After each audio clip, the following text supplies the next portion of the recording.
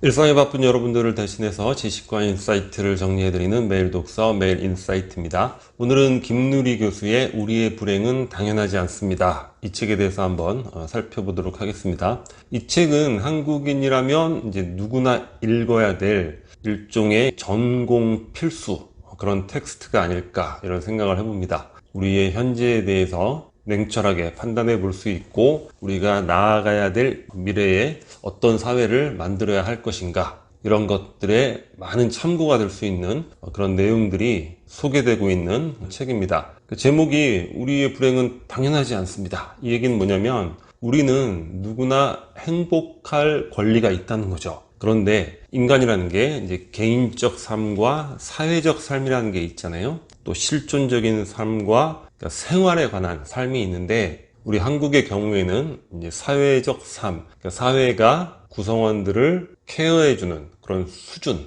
서포트해주는 그런 수준 이런 것들이 굉장히 그런 낮은 사회이고 생활에 관련돼서도 구성원들에게 많은 도움을 주지 못하는 그런 사회라는 거죠. 예를 들면 학창 시절에는 공부해야 돼. 그러니까 인내를 해야 되니까 괴로울 수밖에 없어 인생이.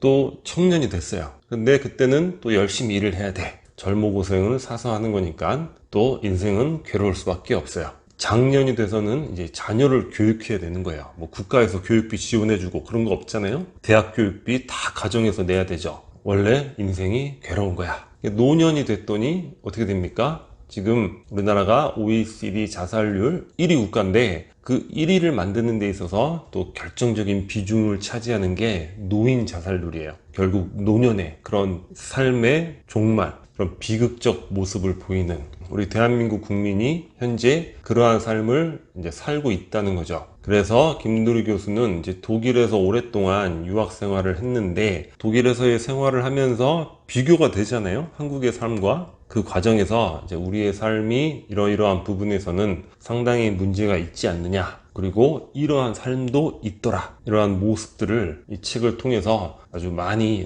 제시를 해주고 있습니다. 일단 초반에는 우리 대한민국에 대한 어떤 자부심 이런 내용으로 책이 시작이 돼요. 사실 인류 역사에서 거의 많은 것들의 최초의 그런 신기록을 세우고 있는 나라가 우리나라잖아요. 이렇게 짧은 시간 안에 선진국에 진입을 하게 되었고, 그리고 민주주의의 여러 부분 중에서 정치적 민주주의, 그 부분은 우리가 또 세계에서 최고로 인정을 받고 있다는 거예요. 그러니까 우리가 인정하는 게 아니라 독일이라든가 외국 언론에서 그렇게 인정을 하고 있다는 거죠. 그래서 독일에서는 이제 유럽은 민주주의를 한국에서 배워야 된다. 그래서 김누리 교수가 아주 독일에서 그런 기사를 보면서 굉장히 신났다는 거예요. 또 우리가 7번째로 1인당 국민소득이 3만 불이 넘고 인구가 5천만이 넘는 30, 50 클럽에 가입을 했잖아요. 몇 개 나라가 되지 않는단 말이에요. 미국, 일본, 영국, 프랑스, 이탈리아, 그리고 이제 한국인데 이런 정도 규모의 국가라면 유럽에 가면 이제 독일급 국가가 된다는 거예요. 독일급. 유럽을 좌지우지하는. 근데 우리는 러시아, 중국, 일본, 미국 아주 전 세계에서 특히 군사력이라든가 이런 부분에서 아주 최강국들 사이에 위치를 하고 있잖아요. 그래서 우리 자신은 항상 뭔가 약소국의 느낌, 작은 나라의 느낌 이런 것들을 갖고 있는데 세계적 차원에서는 절대 그렇지가 않다. 그리고 우리 코로나 거기서 또 선진국 체험을 진하게 했잖아요. 항상 뭔가 주눅이 들었던 미국, 프랑스, 영국들 보면서 아니 뭐야 쟤들 별거 아니었구만. 우리가 충분히 앞서갈 수 있겠구만. 이런 자신감을 또 깊게 갖게 됐죠.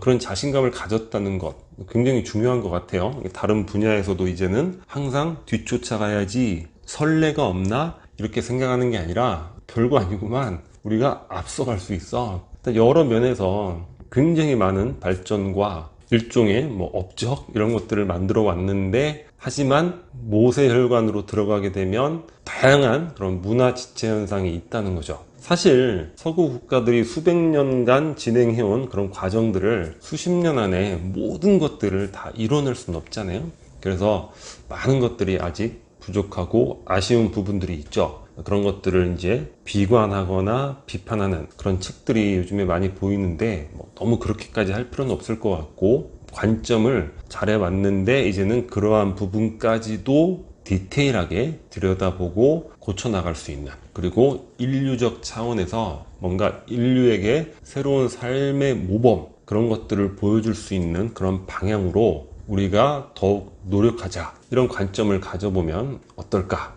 이런 생각을 해보게 됩니다.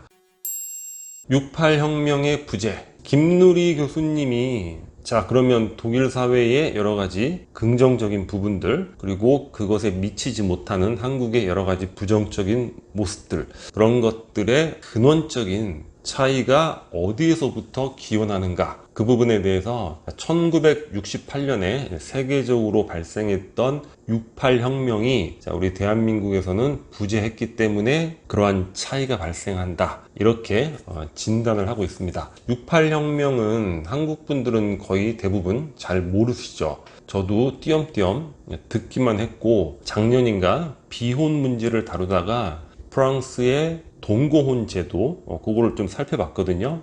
근데 그 동거혼 제도가 바로 68혁명의 정신으로부터 이제 시작이 됐다 하면서 68혁명을 그때 조금 자세하게 읽어본 것 같아요. 그러니까 인류가 이제 전체적으로 이 역사를 지내오면서 이제 근대사에 있어서 가졌던 인식들이 있어요. 뭐냐면, 자, 18세기, 19세기 초까지 뭐 이성 낙관주의, 뭐 계몽주의, 이런 것의 영향으로 인류가 어떤 걸 확실하게 믿었냐면 이성의 능력을 믿은 거죠. 과학기술이 발전하고, 그러니까 우리의 이성의 능력으로 인류를 지상 낙원을 만들 수 있다, 모든 문제를 다 해결할 수 있다, 이러한 강력한 낙관주의에 빠져 있었죠. 지금 관점에서는 우리가 이해 못할 수도 있어요. 아니, 어떻게 그렇게 낙관주의를 가지고 있을 수 있을까?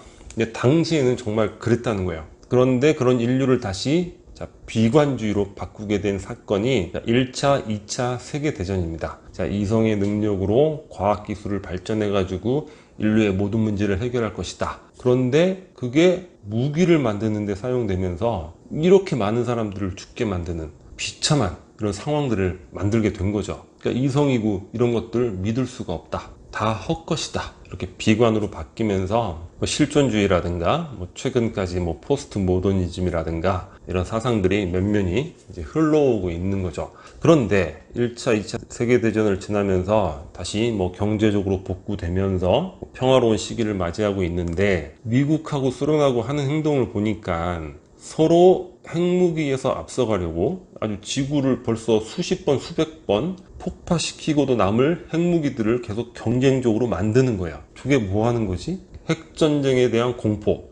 우리는 지금 그런 거 잘 못 느끼잖아요. 근데 당시 냉전 시대에는 그런 게 일상적인 공포였다고 여러 가지 문학 작품들을 보면 느낄 수가 있죠. 그리고 미디어가 발전이 되죠. 텔레비전이 보급이 되면서 결정적으로 베트남 전쟁이 발생을 하게 됩니다. 그리고 그 처참한 모습들, 유명한 사진도 있잖아요. 그 어린이가 막 벌거벗은 채로 울면서 도망치면서 막 폭탄이 투하되고 이런 모습들. 그러니까 당시의 젊은이들이, 아니 1차, 2차 세계대전을 거치면서 그렇게 호되게 당해놓고도 아직도 정신을 못 차렸구만. 누가? 기성세대들이. 이 기성세대들에게 이 지구의 운명을 맡겼다가는 이거는 박살이 나겠다, 이렇게 생각을 하게 되는 거죠. 그래서 모든 권위에 반대하는, 그리고 모든 또 억압에 반대하는 그런 거대한 문화운동, 또 과격한 일종의 시위 같은 거 발생을 하게 됩니다. 프랑스, 독일, 영국, 미국으로 건너와서 뉴욕, 그 다음에 샌프란시스코, 그리고 일본까지 건너왔다는 거예요. 적군파라든가. 이러한